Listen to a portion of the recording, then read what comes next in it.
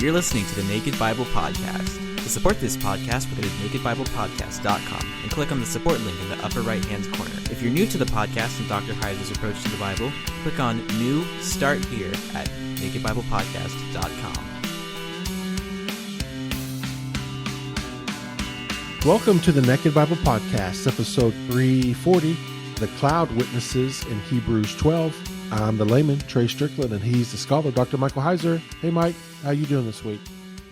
Pretty good. I was more interested to hear how you were doing because, there was just a hurricane in Louisiana. I know you're not in Louisiana, but just wondering if you got hit by any of that at all, as it moved around. No, I'm in West Texas, so it's we're too far north and west to get any kind of that blowback from the hurricanes. But yeah, we have a lot of people who listen, in Louisiana, and specifically even in the New Orleans area. So, I'm sure it was again, a big deal there, traumatic. Yeah, we pray everybody's safe for sure. Yeah, well, absolutely. Mike, something fun we could talk about to switch gears here. Tell me about, we got to hurry up this podcast because you got a movie to make. What's going on? Yeah, down here they opened theaters. They're still doing the social distancing thing with the seating, but to get people in, and we'll all wear masks and stuff. But to get people in, they are showing Lord of the Rings, the extended edition, and it's only $5 to get in. So like all my kids are like, we've got to go, and of course that's an easy argument to win with me. Anybody who listened to the Louis Marcos interview we did, I have not seen the extended version yet. So that's why we started a little early today so we could make that, get our seats there. Well, let me know how eating popcorn with mask on goes. Let me know how that goes. Yeah. Right. Yeah. You slip it in behind and it just finds its way to your mouth. So does the Heiser clan, I don't know. Does the Heiser clan, do they get treats? Do they get popcorn? I mean, what do we just go in cold turkey? Do we sneak snacks in? What are we doing here? Oh no, we get them. I don't eat the candy stuff. But I mean, the girls like the candy. If I get something, it's popcorn. But Drina likes, I don't even know if they have it here, but in Washington, the theaters had this popcorn with Cheetos in it. Ooh. The spicy Cheetos. So okay. That was what she always got. So we'll see. What we do is we get popcorn and we put the jalapenos in the cup popcorn. Okay. Yeah, that's what me and my wife do. So that's good. That sounds good, actually, because I love jalapenos. So. Yeah, and you get that little juice, because they have it over there where the hot dog stuff is, the condiments. Yeah, so you just get as many jalapenos, get some of that juice on there, makes it hot, and it's good. You're welcome. Yeah, okay. Well, if they have that today, I'm going to try that.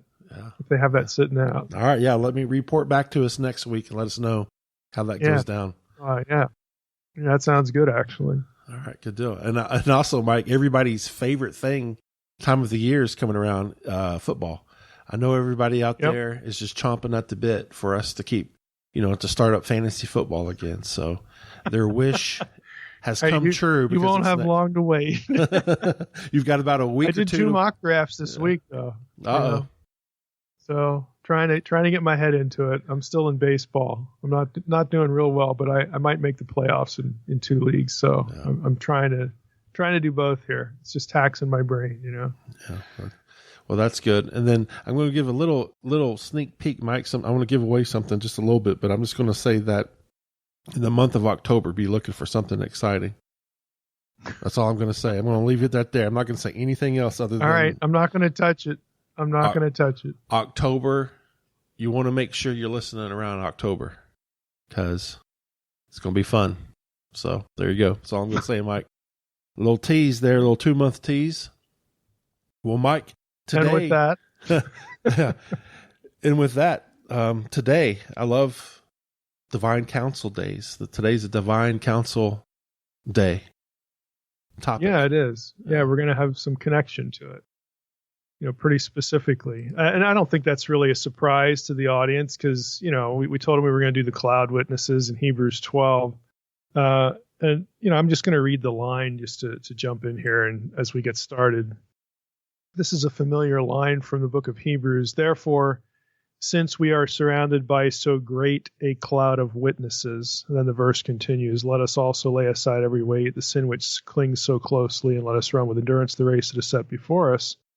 That's Hebrews 12:1, but it's the first part about the being surrounded by so great a cloud of witnesses that we're going to try to focus on today. Now, a lot of listeners are going to think, well, we did a series on the book of Hebrews already, and that's true, but don't presume this is a repeat. It's not. In the episode on Hebrews 12, in the series, I had to get to various things in the chapter and didn't actually spend much time at all on the cloud witness, the witness in the clouds idea in its Old Testament context. Some of the Old Testament material that might, and I think certainly does, relate to it.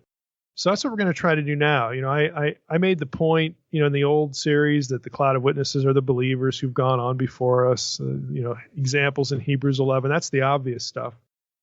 And the wording there suggests, we're bringing them up because they're other members of God's family. And, if you're, familiar with my work, you're mentally, as you listen to that old episode on Hebrews 12, you're probably looping in the notion, well, God, wanted a family, and that includes the members of the heavenly host. And, I said a little bit about that, maybe a sentence or two. And I mentioned Hebrews 2 also in that regard, where Jesus presents, God to us and us to God. There's a divine council scene there, but I didn't really do too much of it in that episode. So this is, we're going to camp on this. And just to sort of set the table here, I just read Hebrews 12:1 about being surrounded by so great a cloud of witnesses. Let's also loop in Hebrews 12:22 and 23. A little bit later in the same chapter, we read this.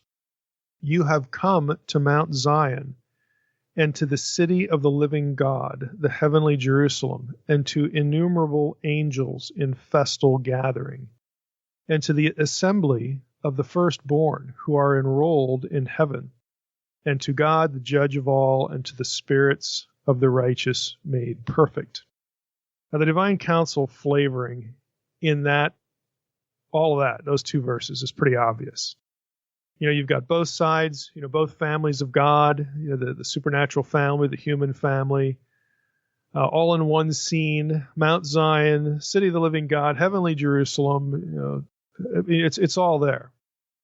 But there's more specifically I want to drill down on with regard to the language of the cloud and the witnesses and all that stuff in the very first verse. So these two verses are going to help us that come later in Hebrews 12, but we're going to try to put these things together and then think about some Old Testament context for this, or at least some Old Testament support for the idea. Now, a couple of thoughts as far as immediate context. Hebrews 12, starting with verse 1 on the way through, is not a scene in heaven. Okay, you can just read it and that's pretty clear. Rather, it's a commentary about believers with respect to a cloud of witnesses. That's how the chapter opens. We're surrounded by so great a cloud of witnesses. Yeah, and that is, we're surrounded by cloud of witnesses. Okay, that seems to include, it's right on the heels of Hebrews 11. So we've got some sort of relationship with a spiritual community, a heavenly community that includes, great believers of the past. All that is pretty evident. You go from Hebrews 11 right into verse 12, and of course, verse 12 leads off with the sort of a telltale sign. Therefore, again, just this note about, well, now we're going to draw conclusions in light of Hebrews 11. So there's some relationship there, and there's some sort of spiritual community because all those people in Hebrews 11 are dead. They were faithful believers, and now the writer's talking to believers today. And again, that's what's transparent, but why, what's up with this language, the cloud and the witnesses, okay? And how does that fit into what we read later in verses 22 and 23? So it's easy to see the context for Hebrews 12 is chapter 11. Okay, that's part of it. If you keep reading in verses 3 through 11, you're going to get family language. okay, that explains the suffering of believers in the context of, the family with God at the head, so you're going to get that. Part of the endurance motivation for those believers is their membership, though, in the New Jerusalem, the New Zion, the assembly of the firstborn. And of course, all of that relates to Jesus, who is our brother, that's Hebrews 2, and who is the one who has done a faithful work to create this community, this thing we're enrolled in heaven in the first place. Now, having said all that, I want to start with, what's typical? I mean, how do commentators typically look at this? And to be blunt about it, it's a little disappointing, because they're thinking of Hebrews 11 and the people there not so much in the context of this whole notion of God wanting a family from the very beginning that includes supernatural beings, that has humans fit for sacred space. God wanting this blended family from the Old Testament, specifically the way everything starts, Eden. And it's appropriate to think of that because, you get Hebrews 12, 22 and 23, and it mentions the heavenly Jerusalem. So that's the way it concludes. There's something about the destiny of believers that somehow relates to this cloud of witnesses, that somehow relates to the earlier chapter in Hebrews 11, that ultimately ought to be judged and thought about in terms of God's Old Testament, family plan from the very beginning. But often commentators, frequently, that stuff's just not on the radar. Let me give you an example. This is from Lane's commentary, the Word Biblical Commentary. Here's what he writes about the first couple of verses in Hebrews 12. He says, the extended period in verses 1 to 2 develops the metaphor of an athletic contest in a stadium or arena. Now let me just stop there. That's an assumption. That is a pure assumption. I mean, there's no athletic contest language in the passage. Instead, the language of the passage is the stuff I just listed out for you. But it's an assumption that the cloud of witnesses is, it's basically a cheering section, okay, like in an athletic contest. So let me continue with Lane. He says, again, this metaphor of an athletic contest in a stadium or arena, it offers two encouragements for Christian perseverance in faith and obedience toward the prescribed goal. The first encouragement is the certainty of being surrounded by a host of witnesses. That would be your audience. These witnesses, says Lane, are the men and women of chapter 11 who have received acknowledgement from God because of the constancy of their faith. They figure in Scripture as witnesses to the character and validity of committed faithfulness, whose lives provide evidence for subsequent generations of the possibilities of faith. Now, I don't have any problem with that, except for the assumption that we have a cheering section metaphor, an athletic contest metaphor, that sort of controls or governs the way we should think about this. I just don't see that at all. I don't know how that's going to contribute much to what happens in verses 22 and 23, or develop anything that you see in Hebrews 2.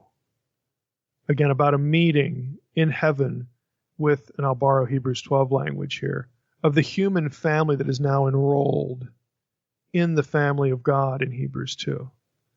Again, what I'm suggesting out of the gate here is that we need to be reading Hebrews 2, Hebrews 12:1, and Hebrews 12:22 and 23 together. And if you do that, and then you link it back, you take the language of those passages and you link it back to God's original plan, his salvation plan. I mean, look at Hebrews 2. It even quotes Psalm 8 about you've made man a little lower than the Elohim. I mean, to me, this is very obvious. But instead, what you get is, this is we just talked about, popcorn, pass the popcorn. This is an athletic metaphor. It's a cheering section. You got to do better than that. Okay. Again, I don't know where it comes from other than a crowd. And I don't know how it contributes anything or develops any of these thoughts from these other portions of Scripture. O'Brien, if you think that's, kind of unique with Lane here, I'll pick another commentary. This is O'Brien's commentary. These are commentaries I use and I like. But he writes here, a cloud was a common metaphor for a great throng of people. Okay. That makes sense. while the demonstrative such a great is emphatic and draws attention to the number and magnificence of the assembly. The throng of witnesses is the men and women of chapter 11 who receive the testimony from God in Scripture to the constancy of their faith. Of particular relevance for the listeners are those who endured by faith. Again, all that's fine. He loses, thankfully, at least here, the athletic metaphor, but nothing that he just said there isn't self-evident. Okay, it's a crowd.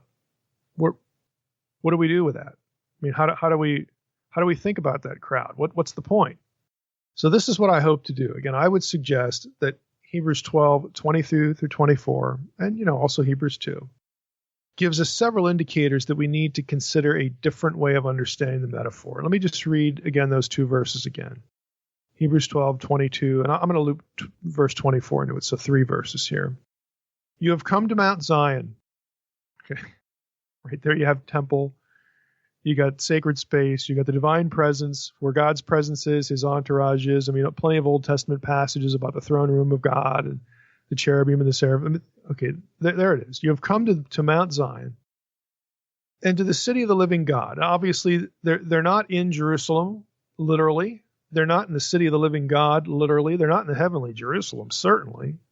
So this is all theological messaging. Okay, start over again. You have come to Mount Zion and to the city of the living God, the heavenly Jerusalem, and to innumerable angels in festal gathering, and to the assembly of the firstborn who are enrolled in heaven, and to God, the judge of all, and to the spirits of the righteous made perfect. Verse 24, and to Jesus, the mediator of a new covenant. Of course, Jesus, quite evident in Hebrews 2. So let's take notice a few things here on the surface. Notice the verb, believers have come. You have come to Mount Zion, city of the living God, heavenly Jerusalem, to this angelic gathering, to the assembly of the firstborn enrolled in heaven. You have come to these things. Okay? In other words, in Greek, this is a perfect tense. Perfect tense refers to an action that has been accomplished with ongoing effects or results. So this is like an already, but of course not yet, statement.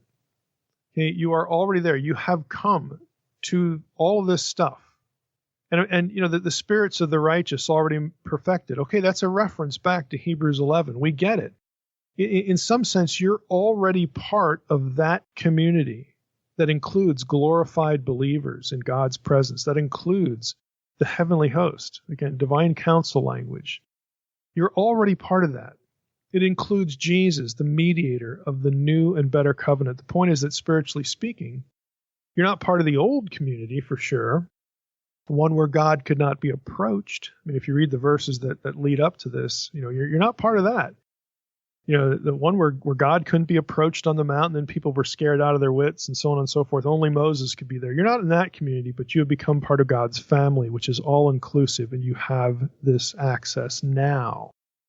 But not yet. Again, because the reader knows that, we're not in the heavenly Jerusalem. Where are the angels?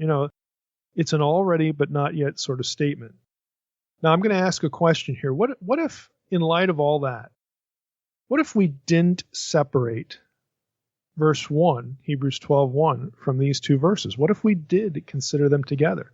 What if we didn't separate the cloud of witnesses from the assembly of the firstborn, enrolled in heaven, and the innumerable angels in festal gathering? What if we let God and Jesus be in the room, as it were, as well? What if we read all these things in tandem?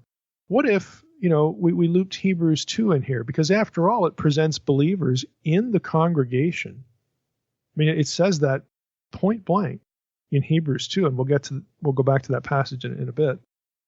What if we looped Hebrews 2 in? It presents believers in the congregation or the assembly of God, the divine council. Jesus and God are present.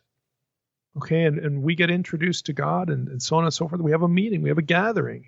Here are the children, Jesus says that you've given me. What if we read all these things together? What if we parsed Hebrews 12's content with a focus on the new covenant? What if the thing that united both Hebrews 2 and 12 was Jesus? I would think that would be kind of obvious, but let's just say it out loud. What if the thing that united these passages was Jesus, the mediator of the new covenant? Would we just read the passage, Hebrews 12:1, as keep the faith because earlier believers are cheering you on? Or is there more? Again, I'm going to suggest that there's more. And for me, the decisive elements for that question are the divine counsel terms, the divine counsel language in Hebrews 12, and the focus on Jesus as the mediator of the new covenant. To me, these are key elements. I'd say our reading of the cloud of witnesses ought to take specific note that whatever this cloud or the assembly of the firstborn or our enrollment in heaven among the angels points to, it is inseparable from Jesus and his work. So what does the book of Hebrews, have Jesus doing? I mean, again, we had this series on Hebrews, so this should be readily apparent. Does it describe his work in relation to human believers and the wider family of God anywhere else? I mean, if you look at Hebrews 2, and you're saying, okay, well, let's go back, to Hebrews 12, 22 and 23. Okay, Mount Zion, city of the living God, heavenly Jerusalem, innumerable angels, festal gathering, assembly of the firstborn, enrolled in heaven to God. Okay, there's God, judge of all, the spirits of the righteous made perfect. Okay, there are believers, who've been faithful in the past. There's the Hebrews 11 crowd. Oh, and verse 24, and Jesus, the mediator of a new covenant. They're all together. If we thought about the book of Hebrews, where else does that happen? Where else do you have a heavenly, gathering with God present, Jesus present, and human believers and supernatural beings referenced? The answer is Hebrews 2.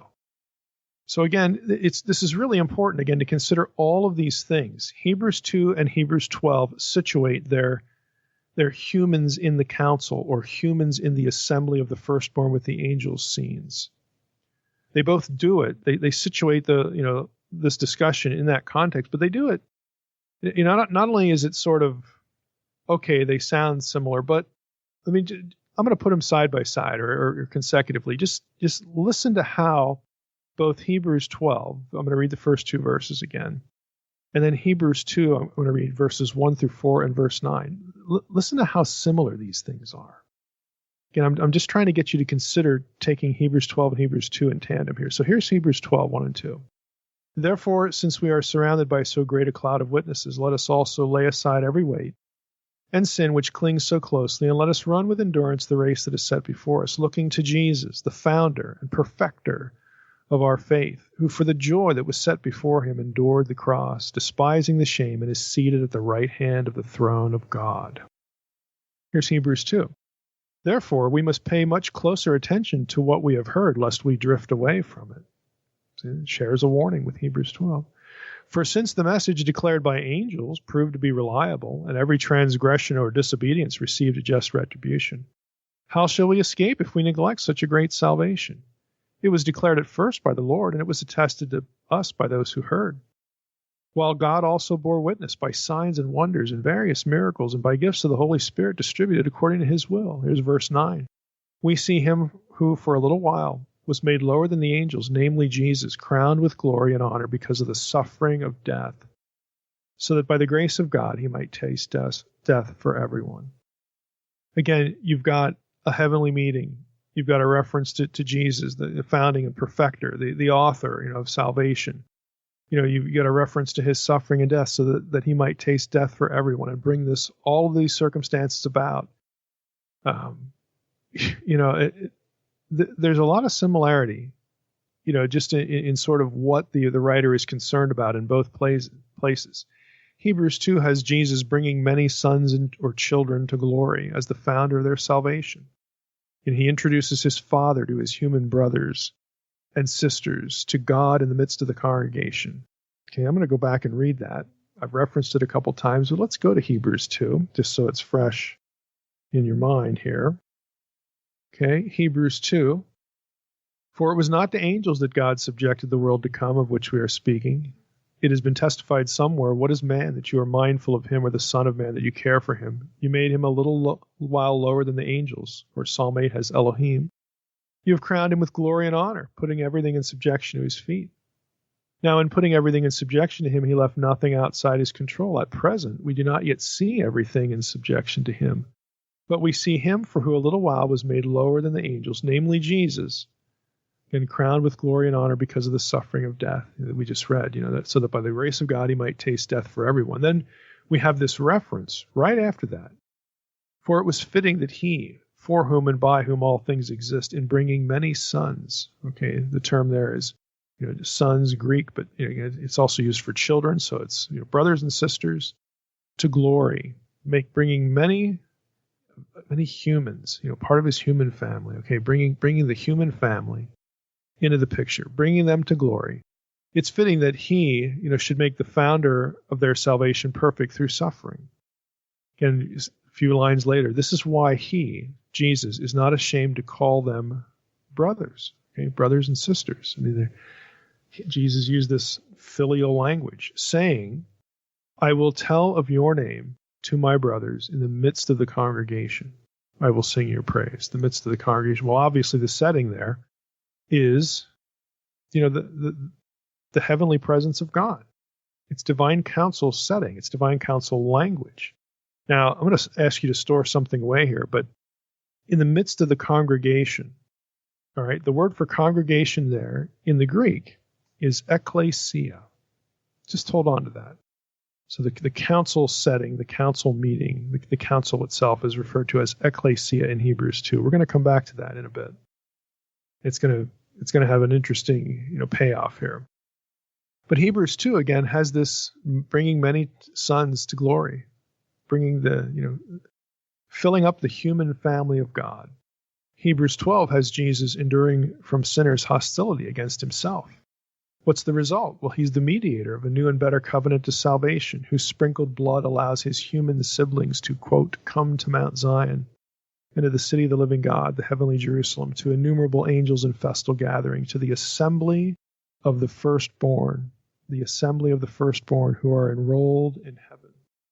Okay, again, language we've read from 22 and 23. Guess what? The assembly of the firstborn who are enrolled in heaven. Guess what the Greek word for assembly is in Hebrews 12:22 or 23? Yep, it's ekklesia. The same term as back in Hebrews 2. All right, store that away. We will come back to that a bit later again. My point again, I'm belaboring this because I want to sort of drill this into your heads, is that it really isn't difficult to read Hebrews 2 and 12 together. There's a lot going on that's similar between them. And I'm suggesting that we have a divine counsel setting referenced in both. Now, there was a lot of talk about covenant, better covenant of salvation in Hebrews 12. A lot of talk about what Jesus accomplished in both Hebrews 2 and Hebrews 12. Covenant, of course, this new covenant idea. Covenant language occurs many times in the book of Hebrews. The old covenant, of course, was Sinai, the Torah, the law. The better or new covenant language, in some passages it might refer to a specific covenant. For example, the Davidic covenant, the kingship elements there, okay. It might refer to the new covenant of, Jeremiah 31, where the coming of the Spirit. Hebrews 10:16, seems to allude to the new covenant specifically. But most often the covenant language refers just broadly to the general work of Jesus, what Jesus accomplished. For example, when covenant is used in relation to blood in Hebrews 9:15 and 20. Again, that's a clear reference to atonement. Again, the whole picture of the work of Christ seems to be in view in Hebrews in that kind of language, that kind of referencing of covenant stuff. His role as the superior high priest, the superior sacrifice, the superior ruler, so on and so forth. In other words, the new covenant or the better covenant refers to the fact that Jesus obeyed the Father and accomplished his mission as the Messiah. And Hebrews refers generally to this obedience of Jesus and what it accomplished. And this brings us to the messianic plan, just generally here, and the cloud language. So to this point, again, I've said, let's read Hebrews 12:1 in light of Hebrews 12:22 and 23, and also in light of Hebrews 2, because you have divine counsel language that links all of these things together. Okay, you have divine counsel language. Now you can see it clearly between verses 22 and 23 in Hebrews 2, and I'm going to argue that we should loop in the first verse, the cloud of witnesses, into this. It's not just Hebrews 11. Even though the believers who have gone before, okay, who are already, and presently enrolled in heaven, because they're faithful, they're believing loyalty. Okay, I'm not excluding them; they're in there. But Hebrews 12:1, again, because they're in there, and because of some of these other things, it's legitimate to read verse 1 in light of this divine council gathering that we see in Hebrews 2 and verses 22 and 23 in Hebrews 12. So I want to say a little bit more about specifically the cloud language here. A few episodes ago, I think it was 336, it was the episode on divine begetting language in Matthew. A few episodes ago, I mentioned Psalm 89, 36, and 37, and in the Hebrew numbering of the verses in the Hebrew Bible, that would be verses 37 and 38. I mentioned that passage in regard to cloud witness language. Psalm 89 is both a divine council scene, that's Psalm 89 verses 5 through 8, I'll read those in a moment, and it's also a psalm about the Davidic covenant. In other words, it's ultimately about the ultimate son of David, okay, the Messiah, Jesus, all right? Now here are some excerpts from the psalm, Psalm 89. I'm just going to read you a few portions. So here's verses 5, I'll go 5 through 7 here. Let the heavens praise your wonders, O Lord, your faithfulness in the assembly of the holy ones. For who in the skies can be compared to the Lord? Who among the heavenly beings, this is ESV, it's B'nai Elim, sons of God, who among the heavenly beings is like the Lord? A God greatly to be feared in the council of the holy ones, and awesome above all who are around him. You skip down to verse 19. Here's verses 19 through 21. We start to get into the David stuff. Of old you spoke in a vision to your godly one. Now I'm going to stop there. It'd be interesting for you if you don't have ESV to look at how other translations render this. But literally, this word is a plural in Hebrew. You could translate this, and perhaps should. Of old you spoke in a vision to your godly ones. It's a group. Wonder who that group might be. Well, we might get a suggestion from the verses that have preceded the divine council, and we will probably get the same sort of support from what comes a little bit later. But anyway, of old you spoke in a vision to your godly ones, I'm going to use the plural, and said, I have granted help to one who is mighty. I have exalted one chosen from the people. This is God announcing this to his council. I have found David, my servant. With my holy oil I have anointed him, so that my hand shall be established with him. My arm also shall strengthen him. And we go down to verse 24. My faithfulness and my steadfast love shall be with him, and in my name shall his horn be exalted. I will set his hand on the sea, and his right hand on the rivers. He shall cry to me, You are my Father, my God, and the rock of my salvation. And I will make him the firstborn, the highest of the kings of the earth. My steadfast love I will keep for him forever, and my covenant will stand firm for him. I will establish his offspring forever, and his throne as the days of the heavens. Now, clearly, this isn't about the literal, physical David. Look at it's David referenced as the dynastic ruler, the dynastic line, i.e. the Messiah. I will set his hand on the sea, his right hand on the rivers. Again, sea is Yam, rivers, the Necharim. Okay, so we've got here, if some of you out there are actually going to already be tracking on this, if you were familiar with the Baal cycle, these are Baal's two opponents, Yam and Nahar. He conquers them and becomes king of the gods and king of the nations. Okay, so the psalmist is looping this language in to again testify, like Old Testament writers do so many times. Who is the King of Glory? Back to that episode. I mean, who is this really identifying? Who really is going to be king of the gods and king of the nations? Well, the answer to that would be the Messiah. And oh, by the way, for those things to be true, you have to have a divine Messiah. Okay, just check that, put that on the checklist, okay? I will make him the firstborn, the highest of the kings of the earth. Highest there, Elyon, which is a word, again, a term pregnant with meaning in other Old Testament divine council passages. I will establish his offspring forever. Who are David's offspring, by the way? Well, if it's the Messiah, and the Messiah, son of David, is Jesus, who's the family of Jesus? That would be us. And yes, we have everlasting life. His throne is the days of the heavens. Okay, when Christ ascends to the right hand of the Father, okay, it's a done deal. It's the kingdom already and not yet and never ceasing. Now, I'm throwing this stuff in because, again, of the messianic flavoring. Now, you go down to verse 34. Here's a few more verses. I'm going to read verses 34 through 37. I will not violate my covenant, God says. I'm not going to violate this or alter the word that went forth from my lips. Once for all I have sworn by my holiness. I will not lie to David. His offspring shall endure forever. His throne as long as the sun before me. Like the moon it shall be established forever, a faithful witness in the skies. Okay. Now, a couple of quick items. Faithful witness in the skies, verse 37. This would be verse 38 in Hebrew.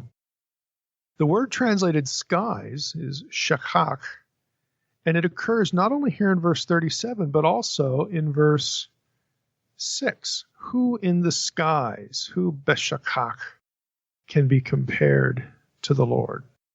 Who among the sons of God is like the Lord? That's verse 6. So you have the same term, shachach, in verses 37 and back in verse 6.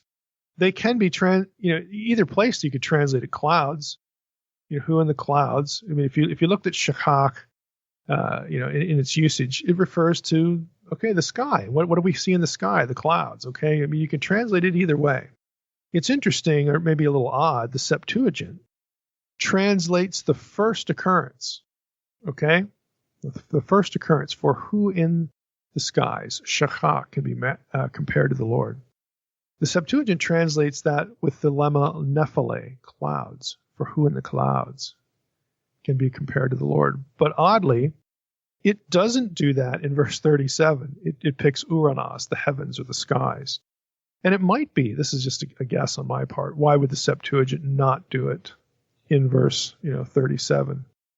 It could be because the sun and the moon are also mentioned, and the translator may not want to associate clouds, or he didn't associate clouds with nighttime. Okay, so since the moon's looped in there, it's nighttime. We don't have clouds at night. Being visible from the earth, and who knows? Okay, it's just a guess. There's no real telling as to why. Maybe he just wanted to vary vocabulary. Why clouds in the first occurrence and heavens or skies in the second one? Just rabbit trailing a little bit. Proper translation in verse 37, another note, is witness in the skies or in the clouds, not technically cloud witnesses. Sort of 6 of one and half a dozen another, but I mention it because some scholars make a point of it. I think it's a distinction without a difference ultimately. It's grammatically correct to say witness in the skies or in the clouds. I say it's a distinction without a difference because ultimately the witness hails from the heavenly realm. It's the same idea. Okay. The ancient Near Eastern treaty material that I'm going to discuss now, again, this is where we're headed, has this idea as well. Now, also a few episodes ago, that when we talked about divine begetting, I mentioned my dissertation when I discussed Psalm 89, which we just read, a portion through, and its divine counsel language. And I'll read it again. I read this sentence, Hebrew, or Psalm 89, 30, 37, 38 in Hebrew, has received a good deal of scholarly attention. At issue is the identity of the faithful witness in the clouds of verse 38. E. Theodore Mullen argues that the witness could be an unidentified member of the divine council, whereas Paul Mosca, rejecting Mullen's thesis, contends that the witness is the Davidic throne itself. That's Timo Viola, believes the witness is Yahweh himself. So the faithful witness in the clouds is either Yahweh, some unidentified divine council member, or the throne of David. From this point on, I'm going to interact with Viola's article, and he demolishes, I'll just put it that way, he demolishes the Mosca's idea that this is the throne of David, and so does Mullen for that matter. It's terribly weak. Okay, it's it's so weak that it doesn't deserve continued attention. And if you read Viola's article, the article is called "The Witness in the Clouds," Psalm 89:38. I'll put it in the protected folder. Viola actually gets a little snarky in this article toward Mosca's view, but anyway, I mean that does happen in journal literature. But anyway, we're going to proceed on the assumption that this is either Yahweh or an unidentified divine council member. Now, in terms of biblical data, Mullen appeals to Job 16, 19 through 21. So I'm going to read that. Job 16, 19 through 21, as supporting his view that we have a divine council context, and so this faithful witness in the clouds or in the skies, is an unidentified divine council member. Here's what Job 16:19 says: Even now, this is Job's the speaker. Even now, behold, my witness is in heaven. Shemayim there. It's not shachak. It's another word for the heavens, the skies. Behold, my witness is in heaven, and he who testifies for me is on high. My friends scorn me. My eye pours out tears to God, that he would argue the case of a man with God, as a son of man does with his neighbor. Now, this is part of the whole complex. We've done a whole episode on the heavenly books in the Old Testament, and part of that is, again, this role of mediator for members of the heavenly host. They played the role of mediator between God and people, recording what they did, reporting to God, being an advocate, for people. This is where the quote unquote guardian angel idea comes from. It's really not guarding people from evil or whatever, but there is an advocacy idea there of angels, presenting what's happening to people on their behalf to God, and so on and so forth. Now that shifts a great deal, when you get to the New Testament, because Jesus presumes those roles for kind of obvious reasons. But again, it's there. And so this witness in the clouds idea, Mullen says, here we have another example of this. And, he goes in a few other places in Job and discusses this. Now, Viola has no problem with that.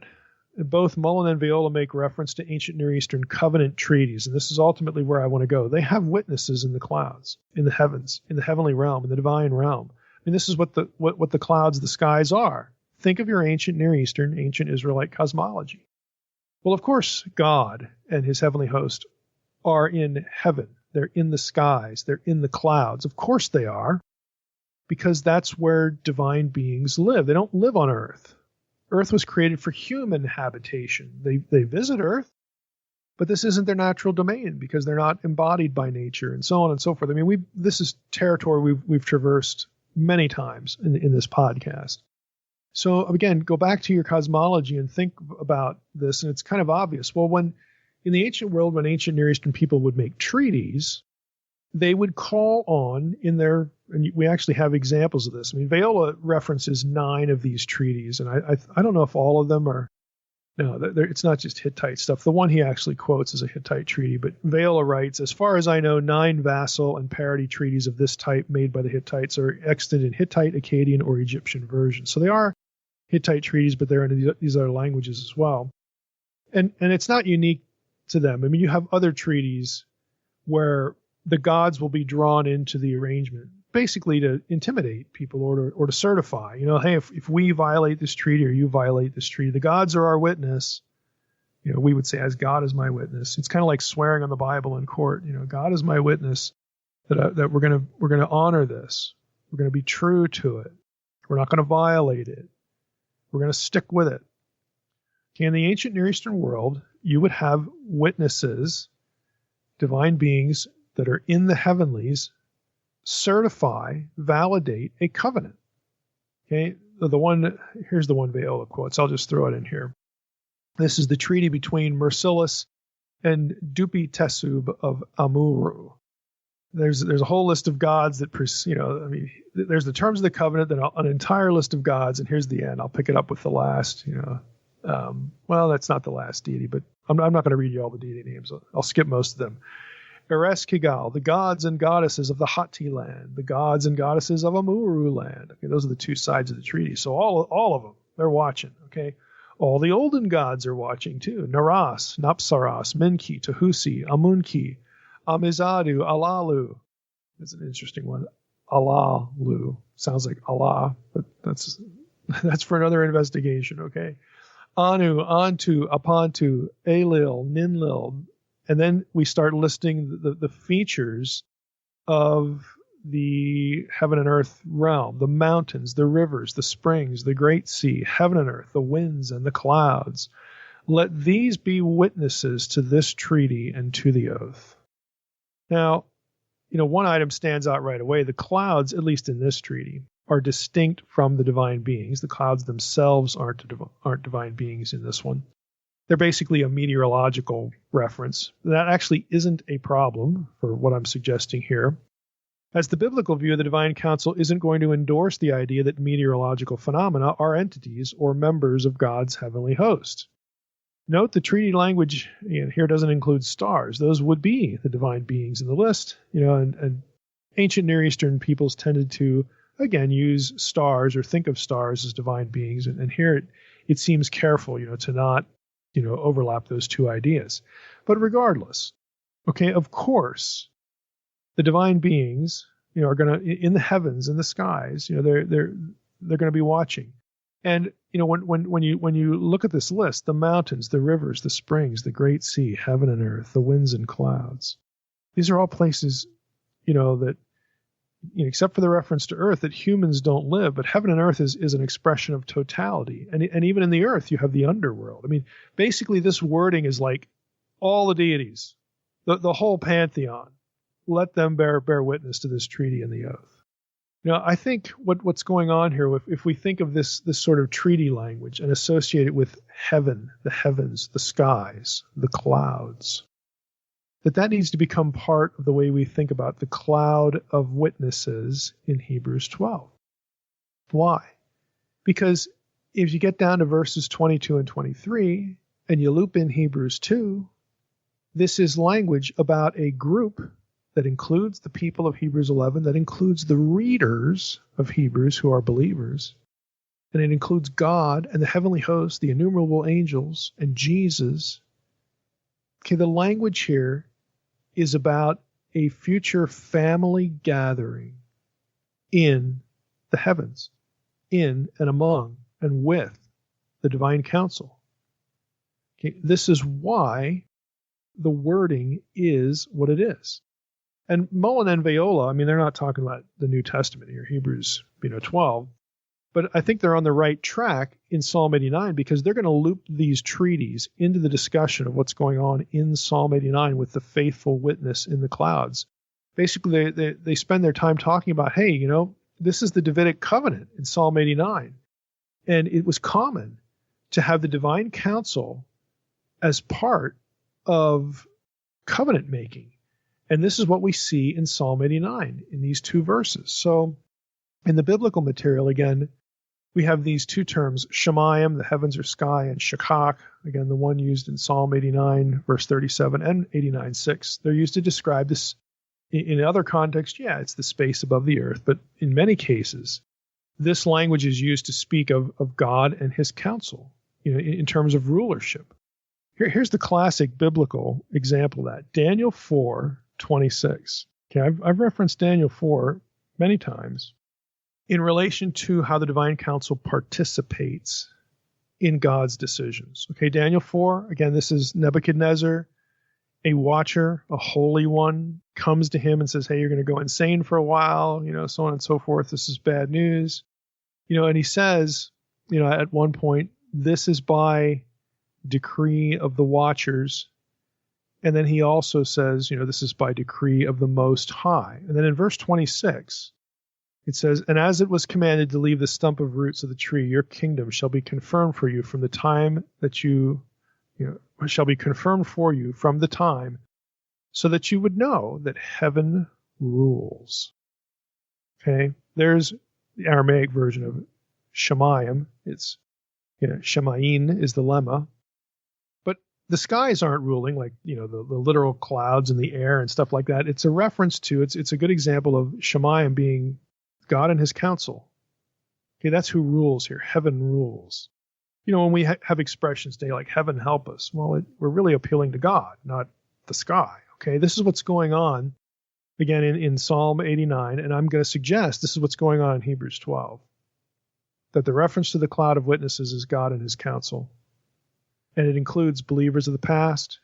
And you have come to this festal gathering, company of innumerable angels enrolled in heaven. I mean, the writer of Hebrews is looping believers into this assembly, this congregation, this council. Okay, he's lumping them into the witnesses from chapter 11. So again, this is a divine council setting. It's a divine council context to understand the cloud of witnesses. Now I want to read what Golden Gay says. I want to spend a little more time in Psalm 89 and we'll wrap up here. You go back to Psalm 89:5. Who in the skies, shachak, okay, who in the clouds or the skies, is like the Lord, is like Yahweh. And we have, again, these two terms, shachak or shemayim. They point to the same thing. So Golden Gay writes this of this divine council passage. Alongside the parallelism of wonders and truthfulness is that of the heavens. Okay, the heavens. Shachak, okay? And the congregation of the holy. The latter giving precision to the former. It is the body called the divine assembly, the assembly of the gods in 82:1, Psalm 82:1.